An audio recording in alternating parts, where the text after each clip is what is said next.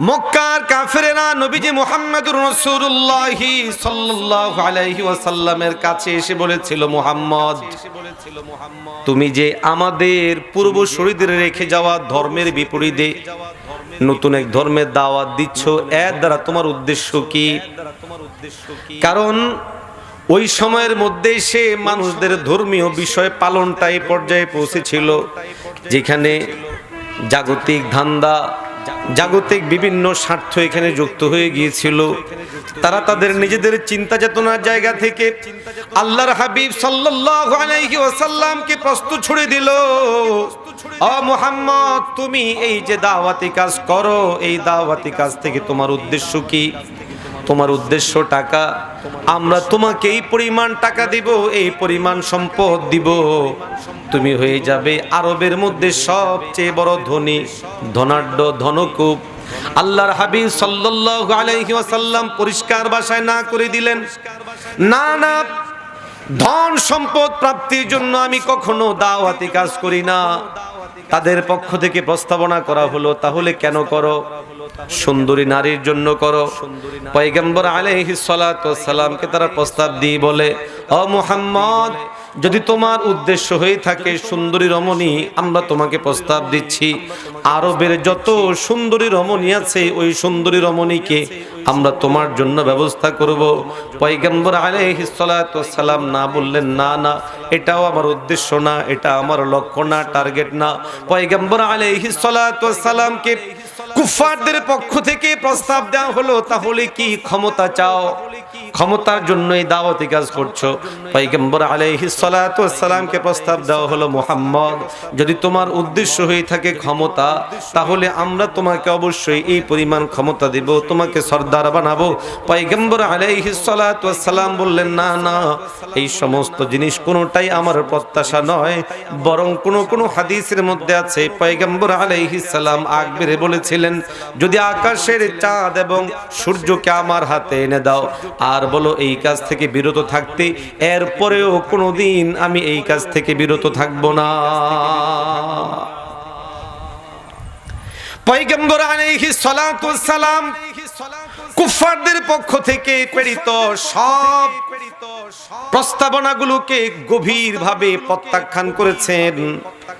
কাফেরদের পক্ষ থেকে বিকল্প প্রস্তাব দেওয়া হলো, মুহাম্মদ বুঝলাম তুমি তোমার কাজ থেকে ফিরবে না, তুমি তোমার কাজ বন্ধ করবে না, তাহলে একটা কাজ করো, সেটা হলো এই, তুমি যেই ধর্মের দাওয়াত দিচ্ছ এটাও ঠিক, আমরা এটা গ্রহণ করব, আবার আমরা যেই ধর্মের উপরে আছি এটাও তো ঠিক, অতএব তুমি আমাদের ধর্ম গ্রহণ করো, আমরা তোমার ধর্ম গ্রহণ করি, ধর্মটাকে সমন্বয় করে আমরা মানব, সমন্বিত করে মানব। একদিন, দুদিন, এক বছর, 2 বছর এইভাবে করেও সমন্বয় হতে পারে। ও মুসলমান, পয়গম্বর আলাইহিস সালাতু ওয়াস সালাম পরিষ্কার জানায় দিলেন, আল্লাহ পাক পয়গম্বরকে জানায় দিলেন, হে নবী আপনি কুফফারদেরকে পরিষ্কার ভাষায় জানায় দেন, উল্লিয়া আইয়ুহাল কাফিরুন লা আ'বুদু মা তা'বুদুন। পয়গম্বর আলাইহিস সালাতু ওয়াস সালামকে তাদের পক্ষ থেকে এই দ্বিতীয় প্রস্তাবেও রাজি করানো গেল না, কারণ এটা সম্ভব না। আমি যেই দিন থেকে ঈমান এনেছি আমি এই ঈমানের উপর থাকতে হবে। 1 সেকেন্ড, 1 মিনিট, 1 ঘন্টার জন্য আমি ঈমান হারা অবস্থায় থাকার সুযোগ নাই, কেননা এই অবস্থার মধ্যে যদি আমার মওত চলে আসে আমি আল্লাহ পাকের কাছে কোনো জবাব দিতে পারবো না। পয়গম্বর আলাইহিস সালাতু ওয়াস সালামকে প্রস্তাব করা হলো, মুহাম্মদ দ্বিতীয় যে প্রস্তাব দেওয়া হলো সেটা হলো এই, তোমরা আমাদের ধর্ম পালন করবে, আমরা তোমার ধর্ম পালন করব, এটাও মানলা না। নবীজিকে প্রস্তাব করা হলো, মুহাম্মদ সাল্লাল্লাহু আলাইহি ওয়াসাল্লাম একটা কাজ করো। কি কাজ? বলে যে আমাদের যে মাবুদগুলো আছে খুব গভীরভাবে খেয়াল করবেন, আমাদের যে মাবুদগুলো আছে, মূর্তিগুলো আছে, এই মূর্তিগুলোকে শুধুমাত্র একটু করে স্পর্শ করে দিবে। শুধুমাত্র স্পর্শ করে দেওয়ার প্রস্তাব পয়গম্বর আলাইহিস সালাতু ওয়াস সালাম গ্রহণ করেন নাই, গ্রহণ করার সুযোগ নাই। আল্লাহর পক্ষ থেকে পরিষ্কার সূরাতু কাফিরুন অবতরণ করে পয়গম্বর আলাইহিস সালাতু ওয়াস সালামকে জানান দেওয়া হলো, ও নবী আপনি জানায়া দেন আপনার মাবুদ আলাদা, তাদের মাবুদ আলাদা, আপনার ইবাদত আলাদা, তাদের ইবাদত আলাদা, আপনার ইবাদতের ধরন আলাদা, তাদের ইবাদতের ধরন আলাদা, আপনার ইবাদতের পরিমাণ আলাদা, তাদের ইবাদতের পরিমাণ আলাদা। আল্লাহ পাক কালামুল্লাহের মধ্যে পরিষ্কার ভাষায় বলে দিলেন, লা আ'বুদু মা তা'বুদুন, লা আ'বুদু মা তা'বুদুন।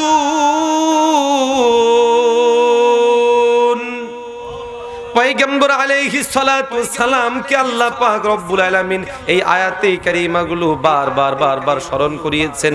কাছাকাছি অর্থের আয়াত, কিন্তু বারবার বলেছেন। এই আয়াতে কারিমাগুলো বলে মৌলিকভাবে দুইটা মেসেজ দেওয়া হয়েছে। নাম্বার 1, মাবুদের মধ্যে শিরকত চলবে না। নাম্বার 2, ইবাদতের মধ্যে শিরকত চলবে না। কালামুল্লাহের মধ্যে রব সূরাতুল ইখলাস অবতরণ করিয়ে মাবুদ সম্পর্কে আমাদের আকীদত কেমন হবে আল্লাহ পাক জানান দিলেন। তোমরা এমন একজন মাবুদের গোলাম, যেই মাবুদ একক, যেই মাবুদ তার কোনো সন্তান নাই, তার কোনো বাবা মা নাই, ওই মাবুদ একক, যেই মাবুদ সব কিছু থেকে বেনিয়াজ, যেই মাবুদ স্থান থেকে মুক্ত, যেই মাবুদ কাল থেকে মুক্ত, যেই মাবুদ পাত্র থেকে মুক্ত, স্থান কাল পাত্র সব জিনিস থেকে যিনি মুক্ত। আওয়াজ দিয়ে বলেন তিনি কে?